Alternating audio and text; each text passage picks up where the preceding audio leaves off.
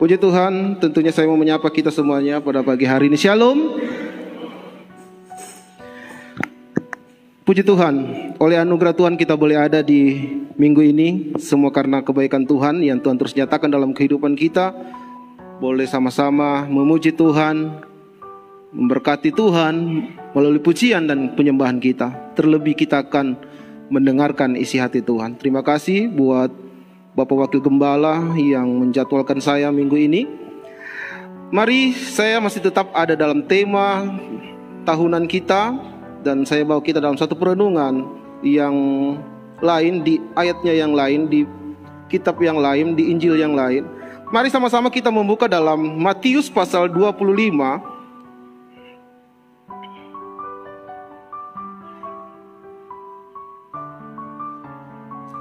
Matius 25 ayat 14 sampai ayatnya yang ke-30. Bapak Ibu boleh menyimak pembacaan firman Tuhan dengan cepat. Saya akan bacakan dalam satu perikop perumpamaan tentang talenta. Sebab hal kerajaan sorga sama seperti seorang yang mau bepergian ke luar negeri, yang memanggil hamba-hambanya dan mempercayakan hartanya kepada mereka. Yang seorang diberikannya 5 talenta, yang seorang lagi 2, dan yang seorang lagi 1.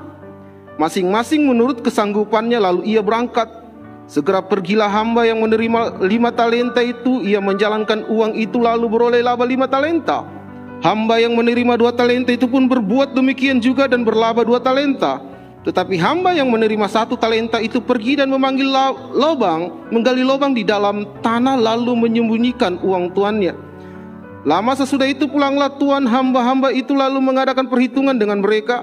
Hamba yang menerima 5 talenta itu datang dan ia membawa laba 5 talenta. Katanya, "Tuan, 5 talenta Tuan percayakan kepadaku. Lihat, aku telah beroleh laba 5 talenta." Maka kata tuannya itu kepadanya, "Baik sekali perbuatanmu itu, hai hambaku yang baik dan setia. Engkau telah setia dalam perkara kecil, aku akan memberikan kepadamu tanggung jawab dalam hal perkara yang besar. Masuklah dan turutlah dalam kebahagiaan Tuanmu." Lalu datanglah hamba yang menerima 2 talenta itu. Katanya, "Tuan, 2 talenta Tuan percayakan kepadaku. Lihat, aku telah beroleh laba 2 talenta." Maka kata tuannya itu kepadanya, "Baik sekali perbuatanmu itu, hai hambaku yang baik dan setia. Engkau telah setia memikul tanggung jawab dalam perkara yang kecil, aku akan memberikan kepadamu tanggung jawab dalam perkara yang besar. Masuklah dan turutlah dalam kebahagiaan Tuanmu." Kini datanglah juga hamba yang menerima 1 talenta itu dan berkata, "Tuan, aku tahu bahwa Tuan adalah manusia yang kejam, yang menuai di tempat di mana Tuan tidak menabur, dan yang memungut dari tempat di mana Tuan tidak menanam. Karena itu aku takut dan pergi menyembunyikan talenta Tuan itu di dalam tanah. Ini terimalah kepunyaannya Tuan." Maka jawab tuan itu, "Hai kamu hamba yang jahat dan malas, jika kamu sudah tahu bahwa aku menuai di tempat di mana aku tidak menabur dan memungut dari tempat di mana aku tidak menanam, karena itu sudahlah seharusnya uangku itu kau berikan kepada orang yang menjalankan uang, supaya sekembaliku aku menerimanya serta dengan bunganya. Sebab itu ambillah talenta itu daripadanya dan berikanlah kepada orang yang mempunyai 10 talenta itu. Karena setiap orang yang mempunyai, kepadanya akan diberi, sehingga ia berkelimpahan. Tetapi siapa yang tidak mempunyai, apapun juga yang ada padanya akan diambil daripadanya. Dan campakkanlah hamba yang tidak berguna itu ke dalam kegelapan yang paling gelap. Di sanalah akan terdapat ratap dan kertak gigi." Terpuji bagi nama Tuhan. Silakan duduk atas kerjasamanya, atas pembacaan kita pada kesempatan pagi hari ini dalam nats kita. Bapak Ibu Saudaraku yang saya kasih dalam kasih Kristus, sekali lagi saya katakan bahwa ini adalah sebuah perumpamaan tentang talenta. Diawali dengan hal kerajaan sorga, sama seperti seorang yang mau bepergian ke luar negeri. Bapak Ibu Saudaraku yang saya kasih dalam kasih Kristus, kalau kita melihat di sini bagaimana Tuhan Yesus mengajarkan untuk sebuah pelipat gandaan talenta, sebuah pelipat gandaan tanggung jawab, kepercayaan yang diberikan oleh beberapa hambanya. Ada yang 5, ada yang 2, dan ada yang 1. Dari kisah ini kita boleh melihat sekali saya katakan bahwa hal kerajaan sorga sama seperti seorang tuan yang mempercayakan sebuah kepercayaan yang sangat luar biasa, yaitu talenta. Bagaimana harus ada pelipat gandaan di dalamnya. Ada hal-hal yang luar biasa yang dipercayakan oleh tuannya kepada hambanya. Dan melalui ayat nats kita ini, Tuhan Yesus mengajarkan apa yang ada dalam kehidupan kita. Pada akhirnya, Tuhan kita meminta satu pertanggungjawaban dalam setiap kehidupan kita sebagai anak-anak Tuhan. Melalui tema kita, saya coba untuk belajar hidup kita menyenangkan hati Tuhan. Melalui talenta-talenta yang Tuhan berikan dalam kehidupan kita, melalui kepercayaan-kepercayaan yang Tuhan berikan bagi kita sampai hari ini. Tentunya Tuhan mau pada akhirnya meminta suatu pertanggungjawaban dalam kehidupan kita sebagai anak-anak Tuhan. Apa yang sudah kita kerjakan di dunia ini, apa yang sudah kita usahakan di dunia ini, apa yang sudah kita upayakan di dunia ini, untuk di mana talenta itu, tanggung jawab itu kita pergunakan sebaik mungkin, sehingga kita tidak dicampakkan. Dan ini berbicara tentang kerajaan sorga, satu perumpamaan yang Tuhan berikan melalui pelayanan Tuhan Yesus. Hamba yang mau bekerja diberikan 5 talenta, dan hasilnya menjadi 5, berarti 10. Ada pelipat gandaan. Kita sudah baca tadi bagaimana ada pujian di dalamnya, ada penyanjungan di dalamnya pada saat kita melipat gandakan talenta yang diberikan oleh hamba yang bekerja mengerjakan talenta itu, yang dipercayakan dalam setiap kehidupan kita. Ada keuntungan-keuntungan, ada value-value yang kita boleh rasakan pada saat kita bekerja dan berupaya mengupayakan talenta itu. Bagaimana talenta itu bisa berkembang, bisa meningkat dan lain sebagainya, sehingga Tuhan kita jadi senang. Tetapi hamba yang tidak mau bekerja, yang menggali lubang dan menggumburkan talenta itu, pada akhirnya akan merasakan konsekuensi, yaitu satu hal yang sangat luar biasa, dikatakan dicampakkan, dibuang dan lain sebagainya, diambil daripadanya talenta itu. Ini suatu prolog atau pendahuluan bagi kita, Bapak Ibu Saudaraku yang saya kasih dalam kasih Kristus. Sebagai anak-anak Tuhan, tentunya kita boleh sadar bahwa di akhir zaman ini Tuhan terus mengingatkan kita bagaimana kita bekerja, melayani Tuhan adalah sesuatu hal yang sangat penting. Memang bekerja dalam dunia sekuler itu hal yang penting, karena akan menyokong kehidupan kita. Tetapi pada saat Tuhan mau menuntut dalam kehidupan kita untuk terus ada dalam pelayanan kita, mengerjakan apa yang Tuhan inginkan dalam kehidupan kita, tentunya itu adalah sesuatu hal yang luar biasa. Sehingga pada saat kedatangan Sang Tuhan atau Tuhan itu sendiri, Dia meminta satu pertanggungjawaban dalam setiap kehidupan kita sebagai anak-anak Tuhan. Dan ini adalah gambaran orang percaya. Di akhir zaman ini, Tuhan mempercayakan banyak hal dalam setiap kehidupan kita. Tuhan banyak mempercayakan hal yang sangat dahsyat dalam kehidupan kita. Dan pilihan ada dalam kehidupan kita. Apakah kita mau mengerjakan talenta itu? Ataukah kita seperti orang yang menerima 1 talenta, pergi menggali lubang dan menguburkannya?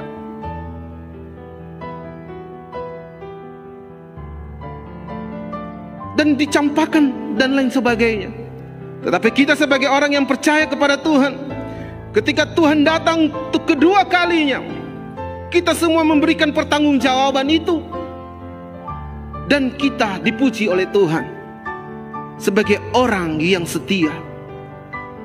Mari Bapak Ibu Saudaraku yang saya kasih dalam kasih Kristus, kita akan belajar pada kesempatan pagi hari ini bagaimana kita bisa hidup mengerjakan talenta itu, menyenangkan hati Tuhan dengan mengerjakan talenta itu. Yang pertama, mari sama-sama kita buka dalam Yohanes pasalnya yang ke-15.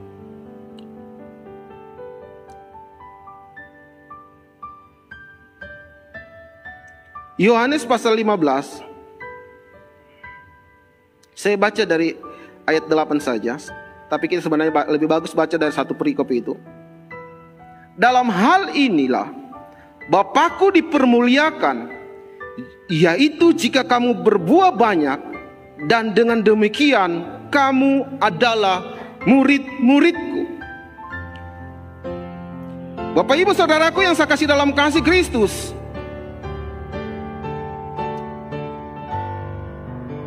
dalam bagian ini Tuhan Yesus menggunakan kalimat metafora atau gambaran anggur, pohon anggur. Kalau kita membaca bahwa akulah pokok anggur, Bapalah yang menjadi pokok anggur, dan kita adalah ranting-rantingnya. Di ayat yang pertama, akulah pokok anggur yang benar dan Bapakkulah pengusahanya. Setiap ranting padaku yang tidak berbuah dipotongnya, dan setiap ranting yang berbuah dibersihkannya supaya ia lebih banyak berbuah. Poin pertama yang mau saya bagikan bagi kita pada pagi hari ini, bagaimana kita bisa hidup menyenangkan hati Tuhan, yaitu kita harus berbuah di dalamnya, menghasilkan buah yang baik, sehingga kita dapat tinggal di dalam pokok itu. Kenapa kita harus tinggal dalam pokok itu? Karena di luar pokok kita tidak bisa berbuah dengan baik. Di luar pokok itu sendiri, Tuhan, kita tidak bisa menghasilkan buah. Kita tidak bisa berbuat apa-apa. Ayat yang kelima, akulah pokok anggur dan kamulah ranting-rantingnya. Barang siapa tinggal di dalam aku dan aku di dalam dia, ia berbuah banyak. Sebab di luar aku kamu tidak bisa berbuat apa-apa. Bapak Ibu Saudaraku yang saya kasih dalam kasih Kristus, untuk menyenangkan hati Tuhan, ternyata Tuhan mau kita berbuah lebat dan berbuah lebih banyak lagi. Tuhan mau kita berbuah dan menghasilkan hal-hal yang luar biasa dalam kehidupan kita. Dalam satu proyek pengerjaan talenta yang Tuhan masih kerjakan dalam kehidupan kita sampai hari ini, satu kepercayaan hidup yang Tuhan masih berikan bagi kita sampai hari ini. Ini berarti Tuhan mau supaya kita bisa berbuah lebat, menghasilkan buah-buah dari apa yang Tuhan mau dalam kehidupan kita. Jangan pernah terlepas dari pokok itu sendiri, karena di luar Tuhan kita tidak bisa berbuat apa-apa. Kalau kita terlepas dari pokok itu, ranting itu terlepas, maka kita akan dicampakkan, dikumpulkan dan dibakar. Kita lagi tidak menjadi seseorang yang mengerjakan talenta itu, tidak bisa berbuah lebat. Pohon dikenal dari buahnya.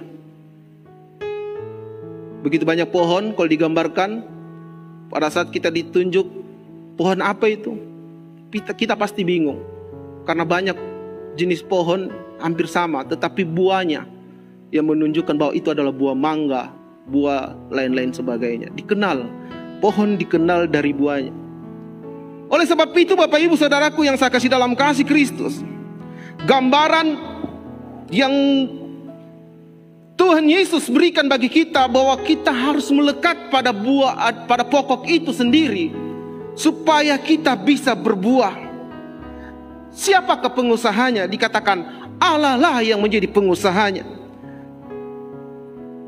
dan kita adalah ranting-rantingnya. Dengan begitu Allah Bapa di sorga memperhatikan pokok itu sendiri. Dia mau supaya kita bisa berbuah dan bertumbuh ranting-ranting itu yang kurang baik dipotong, dibuang, dibakar dan lain sebagainya. Pembersihan bisa terlihat sebagai suatu hukuman pada saat pokok atau bunga sajalah kita yang sementara suka menanam bunga. Kalau kita gunting-gunting bunga yang layu, digunting bunga yang layu, bunganya yang sudah kuning, itu adalah suatu pembersihan, dibersihkan dan sebagainya. Daun-daun yang sudah mati. Namun yang sebenarnya dilakukan supaya kita bisa dapat bertumbuh, tunas-tunas barunya bisa bertumbuh dan lain sebagainya. Walaupun sakit Bapak Ibu. Dan ini adalah suatu ujian, suatu proses. Bagaimana kita harus mengakui setiap dosa kita, setiap kehidupan kita berulang-ulang, dan kita tetap tinggal di dalam pokok itu sendiri. Kata tinggal muncul 64 kali dalam Injil Yohanes. Bapak Ibu Saudaraku yang saya kasih dalam kasih Kristus, sekali saya katakan bahwa di luar Tuhan, di luar pokok itu kita tidak bisa berbuat apa-apa. Oleh sebab itu, tuntutan Tuhan bagi setiap kehidupan orang yang percaya untuk menghasilkan buah, untuk memperoleh buah itu sendiri. Apa buah yang sudah kita hasilkan dalam proses perjalanan kehidupan kita?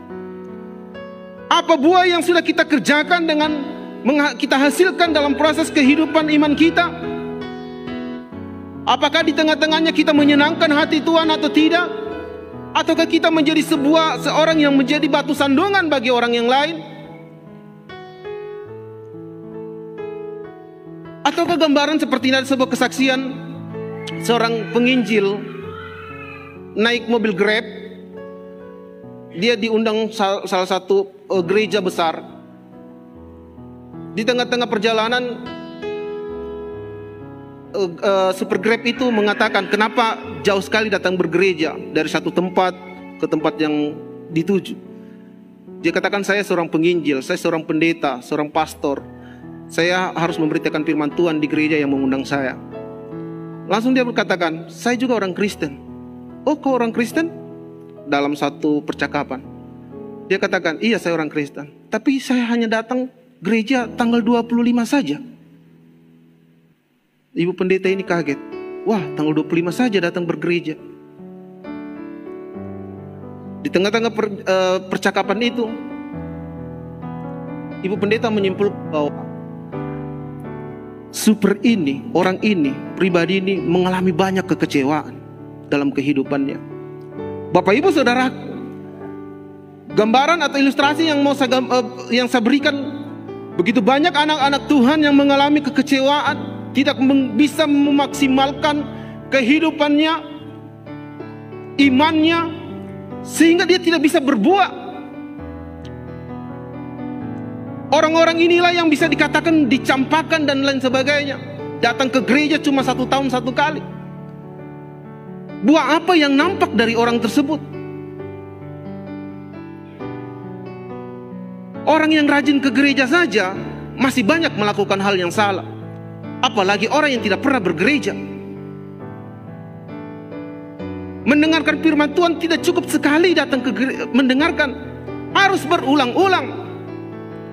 Membaca firman Tuhan itu jangan cuma sekali saja, tetapi berulang-ulang supaya firman Tuhan itu tertanam dalam kehidupan kita.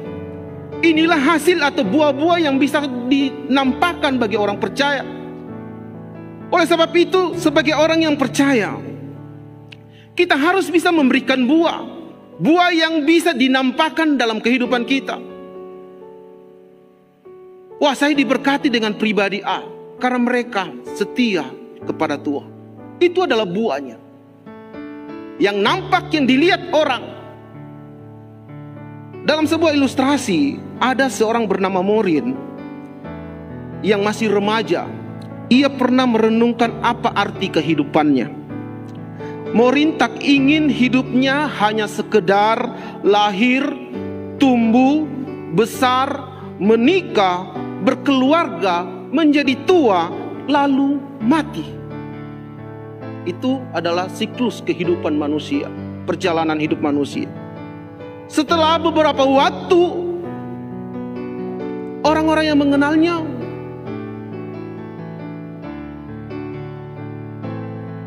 kita hidup di dunia ini, kalau orang bagikan uap ya, kita hidup ada saat ini, sebentar sudah tidak ada.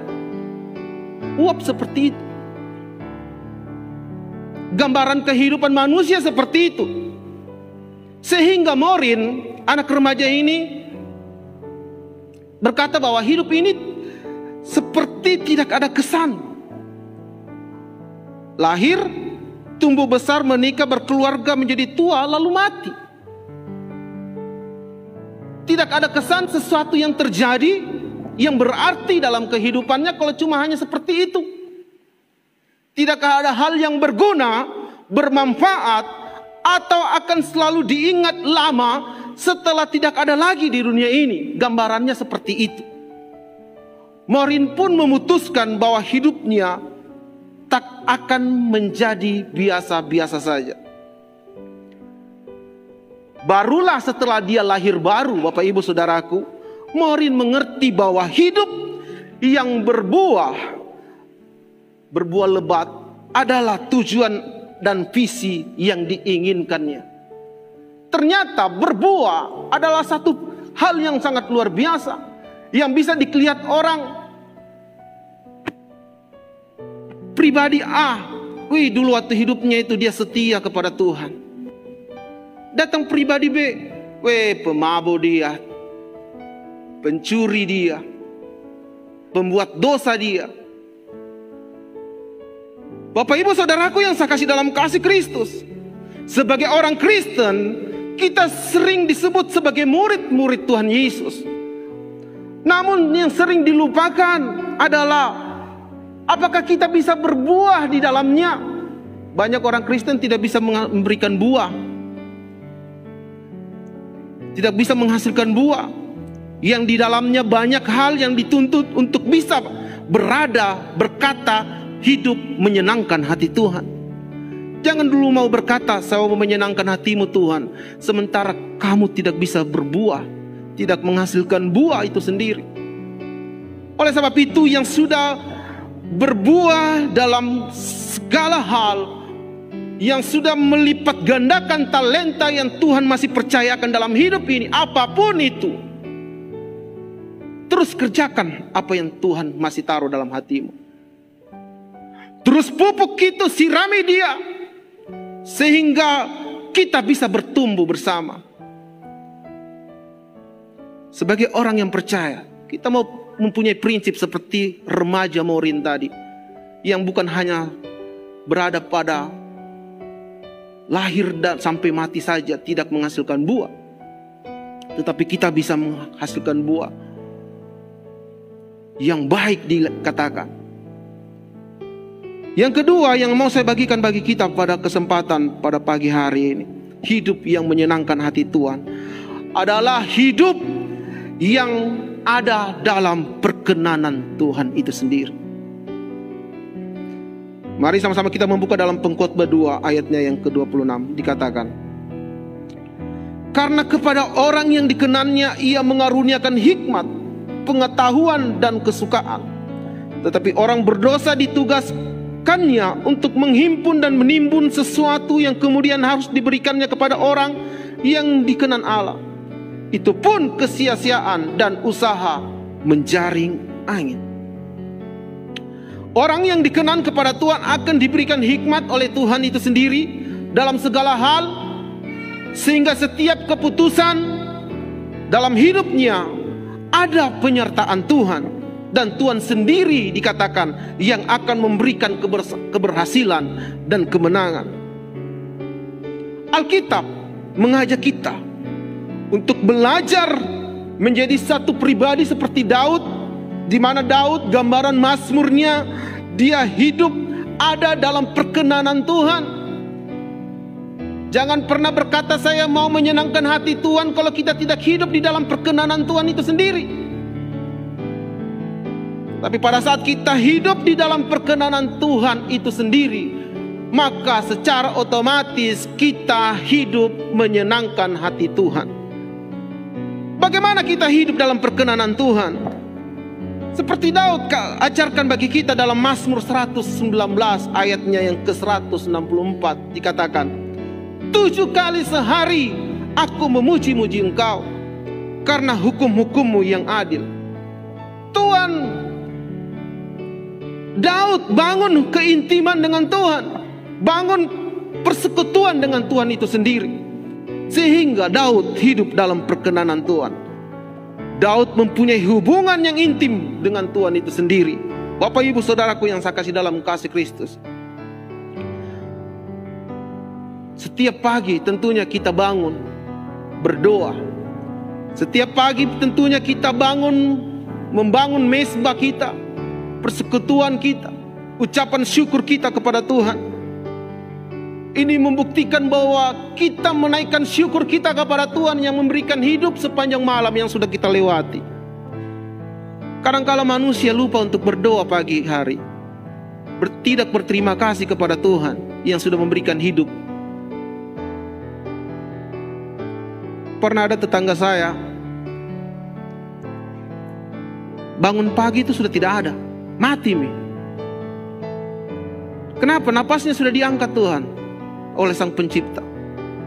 Jadi mulai besok kita mulai bersyukur. Kalau kita masih bangun pagi, kita menaikkan syukur karena kita masih diberikan napas hidup. Seperti Daud dikatakan 7 kali dia membangun mezbahnya, puji-pujian kepada Tuhan, membangun satu keintiman kepada Tuhan, sehingga Daud hidup dalam perkenanan Tuhan. Sekali lagi saya katakan, jangan pernah berkata saya mau hidupku mau menyenangkan hati Tuhan. Kita sebentar belajar bagaimana hidup tujuan kita menyenangkan hati Tuhan. Ini adalah doa dari Bapak Wakil Gembala buat kita jemaat Tuhan tempat ini, untuk kita bisa menyenangkan hati Tuhan. Di dalamnya kita mau berkenan kepada Tuhan. Di dalamnya kita mau hidup berbuah di dalamnya. Hidup dalam kerendahan hati, hidup dalam pengharapan kita kepada Tuhan. Dari ayat-ayat yang sudah kita baca bersama, bagaimana kebenaran firman Allah meneguhkan saya dan saudara untuk kita tetap ada di dalam pengerjaan suatu tanggung jawab yang besar melalui talenta yang Tuhan berikan dalam setiap kehidupan kita. Sebagai orang percaya, kita hidup untuk berbuah, menghasilkan buah, dan kita tetap melekat pada pokok anggur itu. Pokok yaitu Tuhan itu sendiri. Karena saya percaya, yakin bahwa Tuhan akan senantiasa menolong setiap kehidupan kita, orang yang percaya. Kebenaran firman Tuhan saya tidak bawa lebih jauh, tetapi biarlah apa yang sudah kita dengar pada pagi hari ini, Kristus yang adalah kasih yang sempurna meneguhkan saya dan saudara untuk kita bisa menyenangkan hati Tuhan, menyenangkan hatimu dan menyenangkan hati Tuhan. Kita belajar sampai hari ini bagaimana kita mau menyenangkan hati Tuhan. Di dalamnya kita harus berbuah dan berkenan kepada Tuhan. 2 hal yang bisa saya bagikan bagi kita pada pagi hari ini. Mari kita angkat satu pujian. Tuhan, ku mau menyenangkan-Mu.